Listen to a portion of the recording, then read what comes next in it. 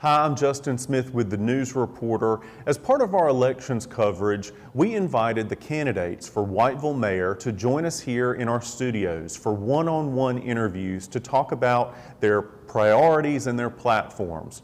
3 of those candidates took us up on that offer. One of the candidates, Brittany Payne, did not respond to multiple requests. You'll see those interviews in just a moment. We've put them in order that the names will appear on the ballot. We hope you find these interviews helpful as you prepare to vote. Let's get started. Brandon Acker, candidate for Whiteville Mayor, thank you for joining us. Yes, sir. So let's get right in. Can you tell us a little bit about your background, both personal and professional? I grew up in North Myrtle Beach. I graduated North Myrtle Beach High School. I attended Wake Forest University for a short period of time. Did not graduate. I moved to Whiteville in 2014 because my mother and brother lived here. Professionally, I had worked for AT&T. I worked for Verizon. I'm the published author of 3 political biographies. I had explored running for Congress in the past. I hadn't actually done it. This is the first official campaign. I had a personal relationship with President Carter in 2013 and 2014 when I wrote his biography. He was my first political biography that I wrote, and he's what kind of got me into politics. What experiences do you think have prepared you to serve as Whiteville Mayor? I'm a concerned citizen. I've lived here a while now. Like I said, I had worked for AT&T in public relations, so being a mayor, you know, you got to do public relations. So I believe that has prepared me and will allow me to lead and be a strong leader. What do you enjoy most about living in Whiteville? It's a small town. Most people know each other. It's not chaotic like a giant city like Wilmington or Atlanta. It's homey and just good people. Why did you decide to run for this office? I decided to run for mayor because I think Whiteville needs some strong leadership and a change. What values guide your leadership and decision making? I believe you treat others as you wish to be treated. You know, my grandmother instilled in me that you do all the good you can for all the people you can in all the ways you can, as long as ever you can. So I would like to do all the good I can for the city of Whiteville and hopefully lead it into the future and,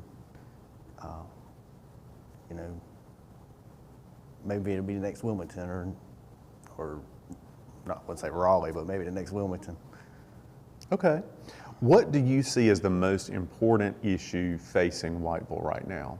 I believe the most important issue is there's no youth programs. You don't have a movie theater. You don't have a bowling alley. Nothing for the youth to do. To hang out at Walmart in the middle of the night and, you know, cause a ruckus or get in a fight or whatnot. You know, I believe that youth programs need to be created. You know, we need to explore bringing in maybe a movie theater or a bowling alley. You know, the ones we had, they tore down. Well, they had been shut down for a while, but they tore them down to build that new Truist Center. But that's things that need to be brought in to create youth programs. So any city, Whiteville included, has limited resources. Right. So given the limited resources, how would you set priorities and make decisions? I would set the priorities based off what the town needs. You know, like I said, community resource, well, not community resources, but youth resources. You know, that might not be the top-notch thing that needs to be done right away, but that's something that's up there.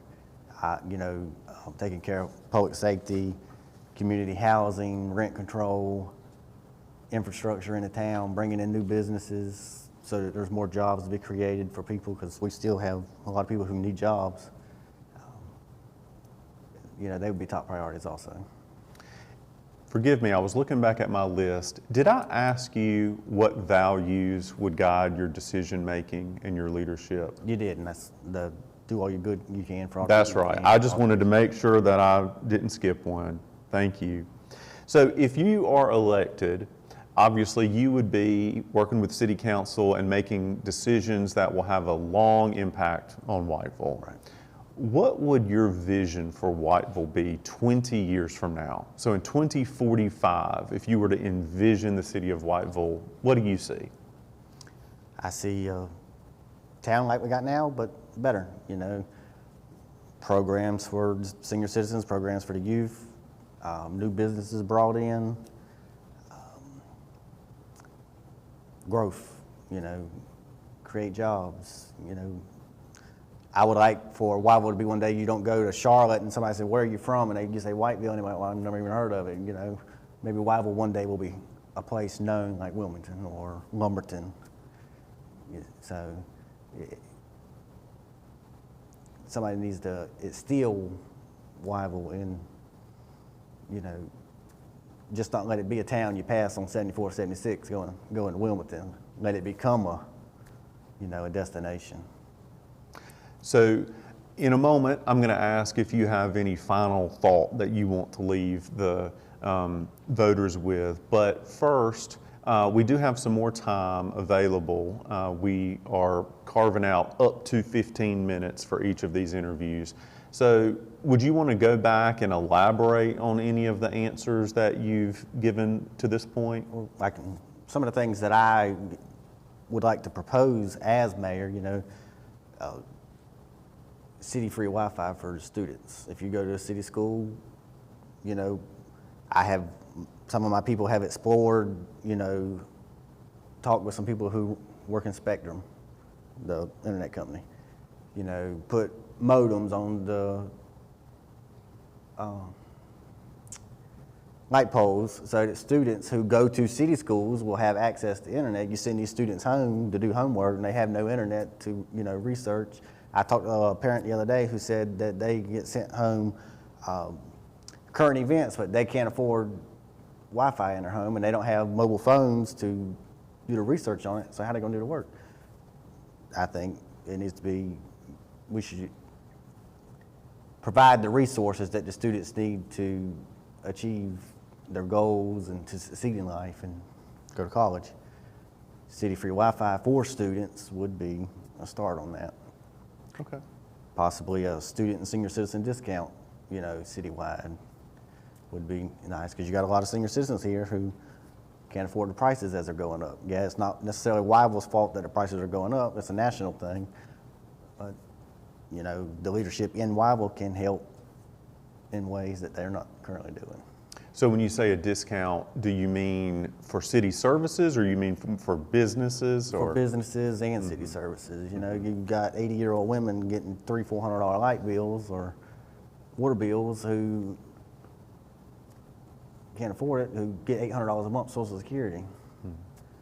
So if you got to help your people, otherwise who's going to be there to help you? You know what I mean?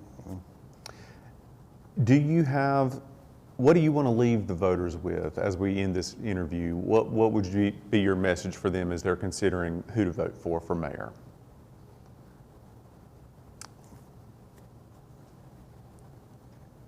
Vote with your heart. That's about all I can say about it. All right. Brandon Acker, thank you for joining us. Thank you.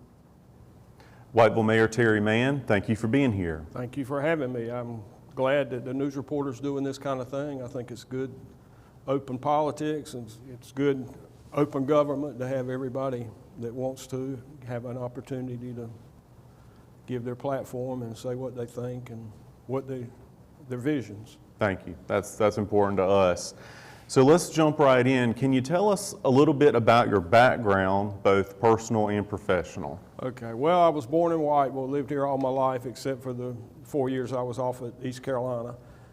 Came back in after I graduated at Whiteville High, and after I graduated from college, I came back and entered into the family business. At the time was J.S. Mann's. My grandfather started it in 1922, and then my father took over, and then I came in after college and basically spent my whole working career there. And in 2019, we decided to close up, and my partner, Jack Steinberg, who was a cousin, neither one of us had a family member that was interested in the business, so we decided to go ahead at our age to go ahead and retire. So since then, I've just been, I guess, living the easy life maybe, in addition to being mayor. Right.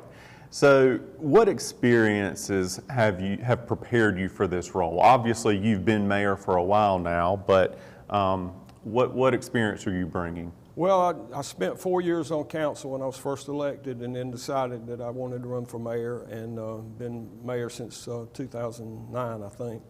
And I think that alone has given me experience for the job. And in addition to that, I think I've, over the years with my connections with the North Carolina League of Municipalities, I've served 4 years on the board there in 2015-16 for 4 years, and then was reelected. I'm in my second year of my first 2-year term there again.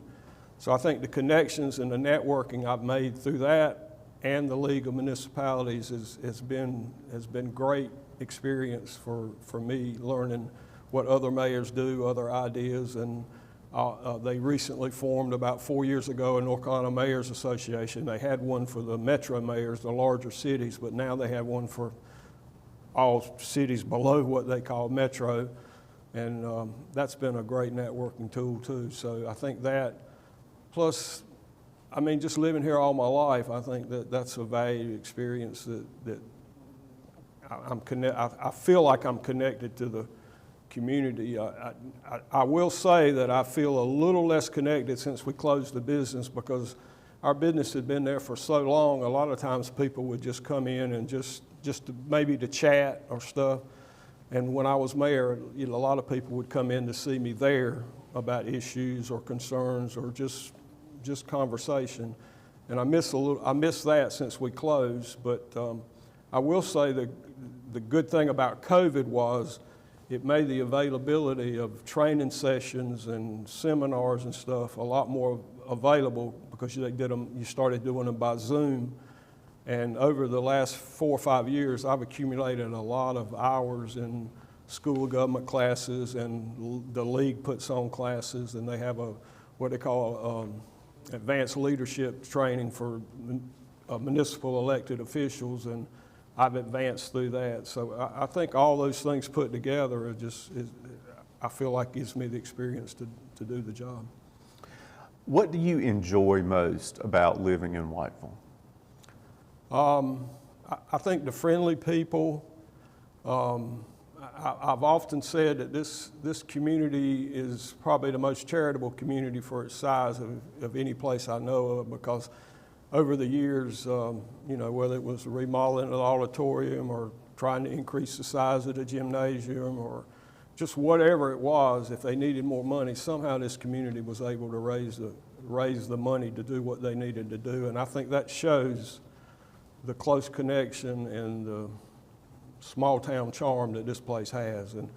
And it's changing a little bit, because there are a few new people moving in that didn't have original connection to Whiteville or Columbus County, and trying to get them involved sometimes is a challenge, but I just think it's a great place to live, and friendly people, and just a good southern town.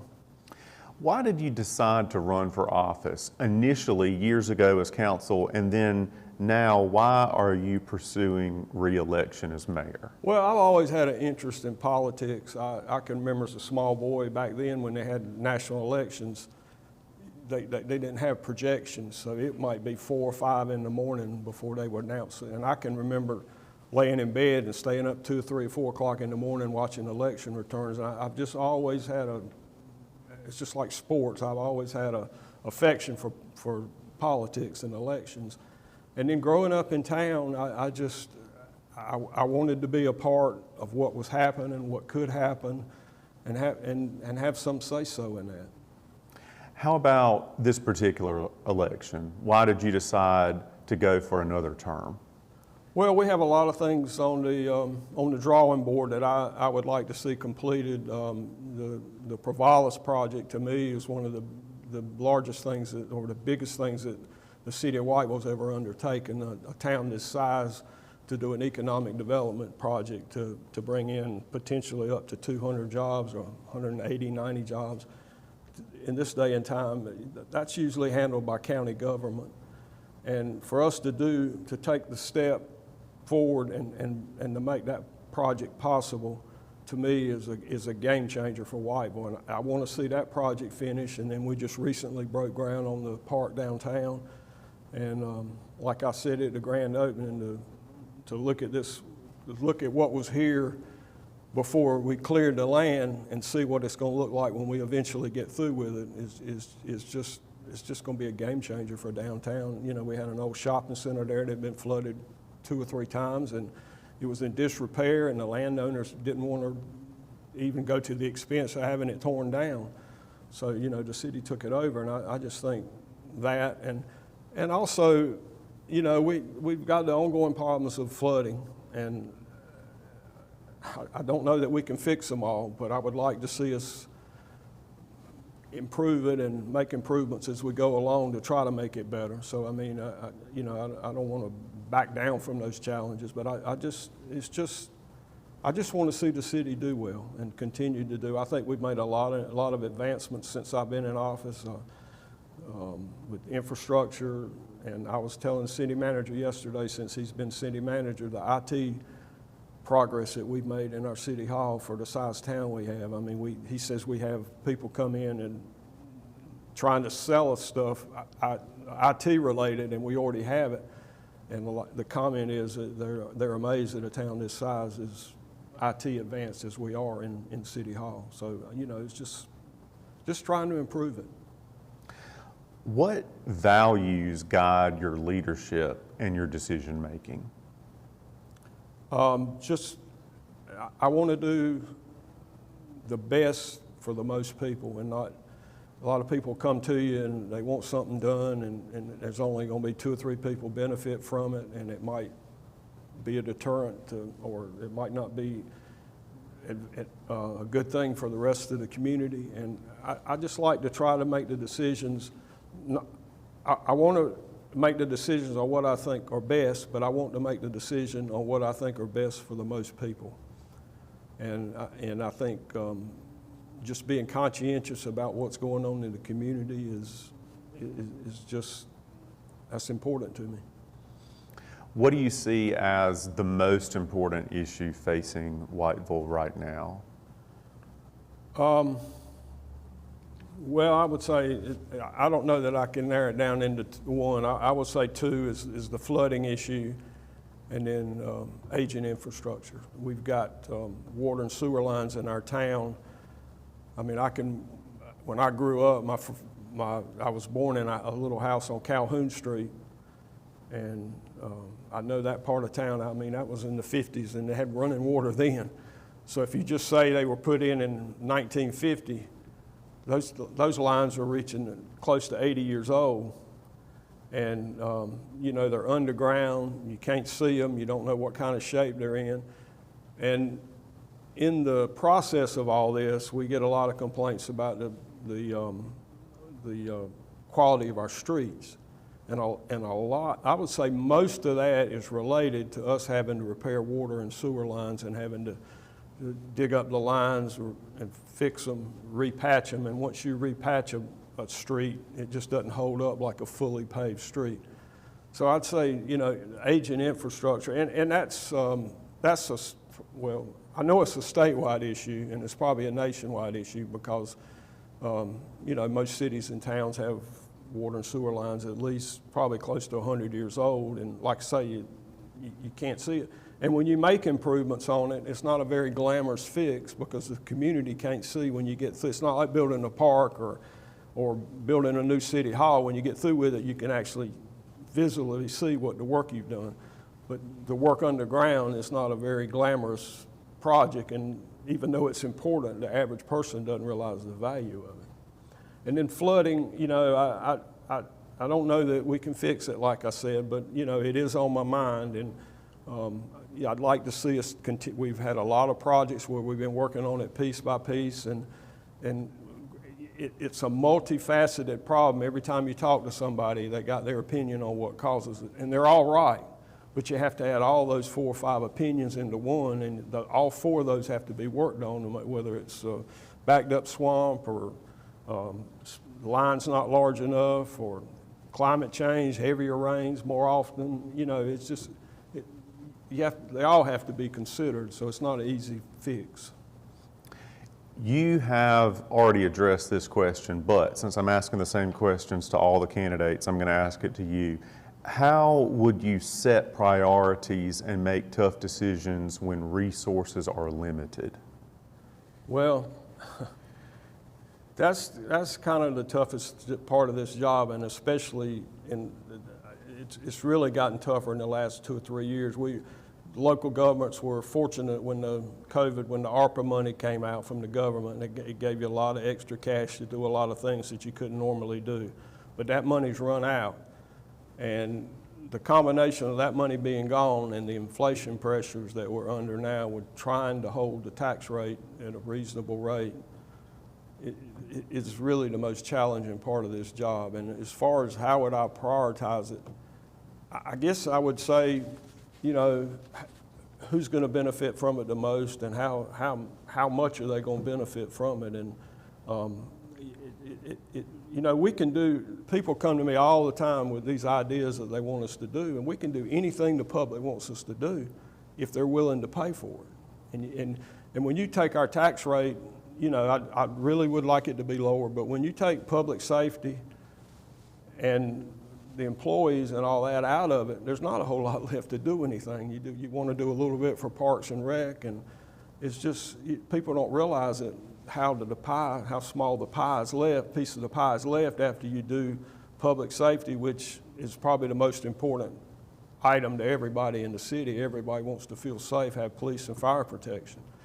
And so that's probably the toughest thing, but I just kind of look at it, you know, how many people is it going to affect? What's in the long run? Is this going to be better than if we did another project? And you know, So, if you're reelected, the decisions that you make and that council makes will have a long impact.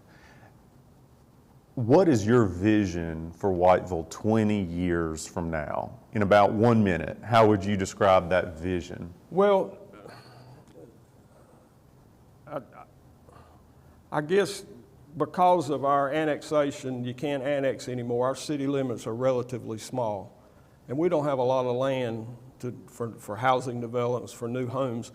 So I guess in the next 20 years, I would like, and I won't be there that long, but I would like to see going forward an effort to go into these neighborhoods that are in disrepair, and maybe start encouraging people to fix their properties up, or worst case scenario, maybe even have the properties condemned of unlivable facilities, and then maybe tear them down and have empty properties so developers can come in and have the potential to build, whether they be homes or duplexes.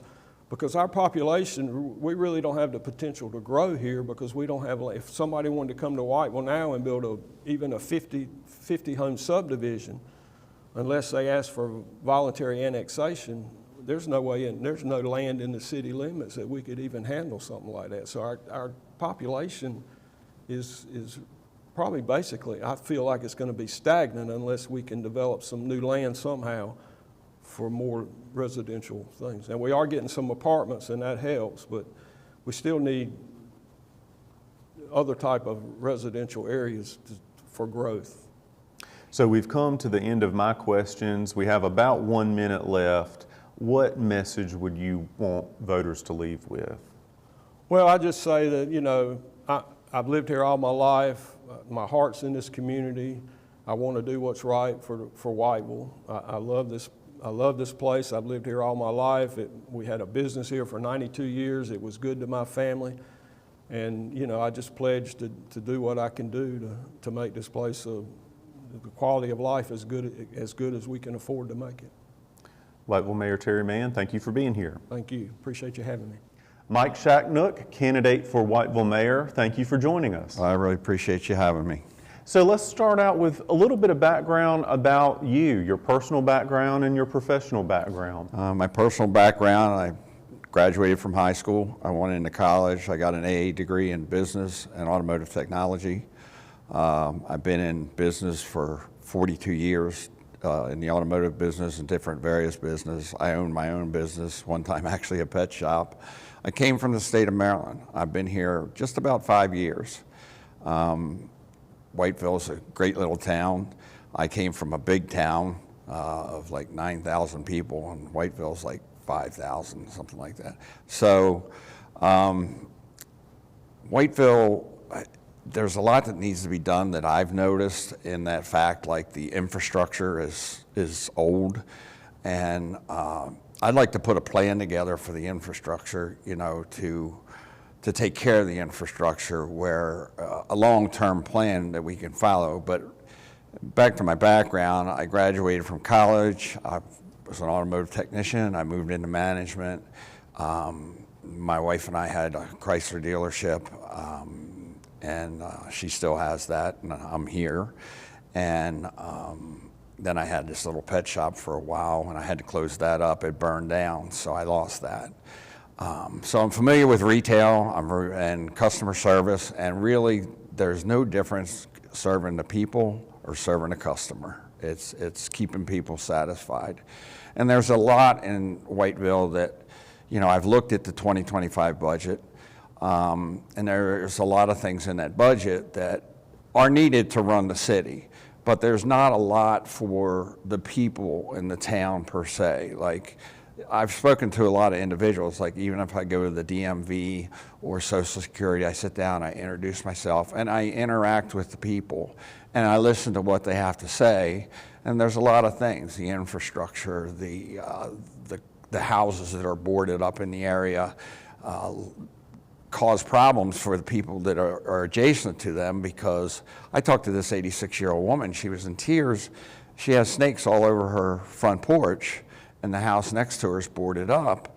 And I know the city can't control the property because it's personally owned, but we could reach out to them and see what we could do, because her son has to come over on the weekends and clean her porch off so she can go outside. She can't even go outside. So Mike, I'm going to have some questions later that kind of get into some of the issues, Right. But let me move on just because I want to make sure we get to all the questions. Go ahead. So the next one is, what experiences do you think have prepared you for this role? Well, running my own business and being in the business, the automotive business, I've done all aspects. I've handled financing, I've handled customer service, I've handled retail, I've handled whatever's involved from open to closing the business. And long hours, you know, 12 and 14-hour days. So I think the business aspect of my background gives me I haven't been in any political end, but I'm loaded with common sense. I've been blessed with common sense, and there's a lot of common sense that we could use in Whiteville. What do you enjoy most about living in Whiteville? For me, coming from where I came from, it's just a quaint little town. I love to go downtown where the little stores are and everything. I really enjoy that. And I came here and I was retired. And I've just come out of retirement and took on a little job, so because I'm a people person. I like to get out, and I've just been hanging around my house. So I think Whiteville is a beautiful little town. It just needs some work. It's just, there's things that it needs. And you've addressed this question in some of your other answers, but I'm going to ask it because I'm asking all the candidates the same set of questions. Why did you decide to run for office? Well, it started with my front yard. I had a water main break one evening, and it was on the other side of the meter, so of course it was the city, and they came and they took care of that. But then I was taking a walk a few weeks later, and there was water running out in the street, and I reported that. And then a friend of mine moved here, and in front of their home, the water was running out of the sidewalk. So that's how I got into the infrastructure, and that made me curious, and I started reading the budget, and there is things mentioned in the budget about the infrastructure, and that the cost to replace the whole infrastructure could equal the amount of somebody's electric bill if they were to come up with like an infrastructure tax or something like that. And that would chase people away from Whiteville. But the infrastructure still needs to be addressed. What values guide your leadership in your decision making? I believe in integrity, honesty, and that's the basis of everything, and accountability. Accountability is everything. And I'm not saying anybody in Whiteville is not held accountable. I actually think they do a pretty good job. I go to the meetings. But I think there's more that could be done.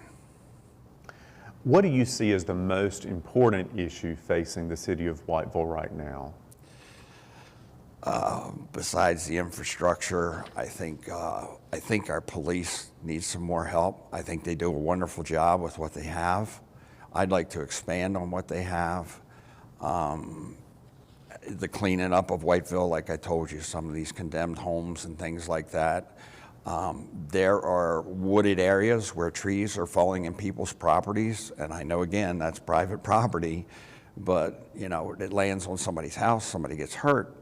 You know, sometimes you got to think outside the box. Even though you're city, and if some of these things are occurring in the city, I think you should take notice. Like, I'll give you an example. The museum that we have right across from City Hall, the growth and it's all overgrown. They have like these big potted plants and stuff out there. I want to go down there with some hedge clippers and I want to clean it up. I just don't understand things like that. So I just think there's a lot that needs to be done. There needs to be some things done with our parks. I go by our parks and they're kind of dull. I've never seen anybody in the parks. The flooding situation, it has been flooding here for 40 or 50 years. And everybody's like, well, it's just going to flood for another 50 years. Well, why don't we bring in some engineering firms that know stuff about this and talk to them? Because we could, like the one park, I took a walk in the park because I don't know if you know about the veteran whose home flooded. I went and met those people, and I walked through that house. And, you know, they're losing their house, and they're making a payment on it, and they can't even live in the house. But there's a huge park that nobody's using. So let's split the park up, come up with some kind of reservoir idea, and feed the water into the reservoirs. There's a swamp, and I know it's outside the city, but we can talk to the state and try to redirect this water somewhere else. There are answers to this. I understand acts of God, I do. But I also understand, I believe there's more we can do than what we are doing for the flooding situation. It's bad. And that particular area isn't even marked a flood zone. And when somebody comes here to purchase a home, like when I purchased my home, I specifically asked, was this a flood zone area? No, so I didn't get flood insurance. Well, those people didn't either, although they said they had flood insurance and it wasn't active or whatever. But if you don't know and you don't buy the flood insurance, you've got a problem. So that area should really be designated as a flood area so that when people come in, they know that what they're facing. These poor people checked it out and did their due diligence, and their home is ruined. Whiteville and all other local governments have limited resources, right? Right. So how would you set priorities and make decisions given limited resources? Well, there are some things I would cut back on. And like I said, I think the police, because the crime is going up in Whiteville, we've had several drive-by shootings just recently, and I think there's things we could cut back on, like trucks and things like that. You don't need new trucks every year and things like that. I would cut back on the budget and see what we could do. Do we actually need this, or can we steer it towards something different? Do you understand what I'm saying? Mm-hmm. So we can maximize what we have as a minimum. And that's the way I would do it. And I would do my priorities. Obviously, infrastructure and flooding is a big problem. So that's like top. The other thing is stores closing. There's empty stores everywhere. And why not come up with some kind of tax incentive for the landlords where it would be passed on to a merchant instead of them going away because the people are doubling the rent or whatever they're doing with the rent and people are leaving. We don't want people to leave. We want people to come. So let's come up with a tax incentive and make the tax incentive so that the landlord can't keep it all. He has to pass it on to the merchant. If you are envisioning Whiteville 20 years from now, in 2045, what do you see? What do you want to see? Well, I know what I want to see, but again, I come from a different area. And there's a beautiful town called Annapolis, Maryland. And it was the capital of our country at one time. And it's got brick roads, and it's gorgeous. And Whiteville is almost there. And you would have to Google it and see. I mean, that's the best thing I can say. It is absolutely, it's a place where everybody wants to go on Friday night. It's a place where everybody wants to shop. It's a place where everybody wants to be.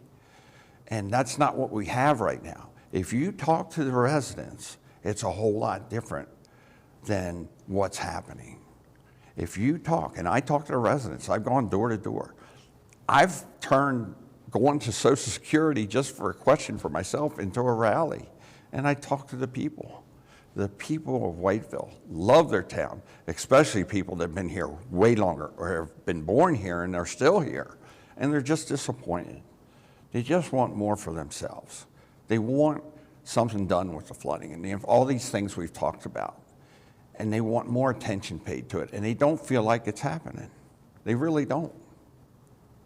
So Mike, as we wrap up, what would your message be to voters? What do you want to leave them with as they think about who they're going to vote for Whiteville Mayor? My message to voters is, if you want integrity, honesty, and accountability, I'd like your vote. I ask for your vote because I will listen to the people. I am the people. I'm a guy that came from another area to here. I have the vision. I've seen it. And it's not here, and it can be here. It's a perfect layout. Whiteville's a beautiful little town. It just needs some things fixed, and it needs to be paid attention to, and somebody somewhere needs to be held accountable. And I just don't think the accountability is here that should be here. Mike Schachnuk, candidate for Whiteville Mayor, thank you for joining us. I appreciate it. Thank you very much.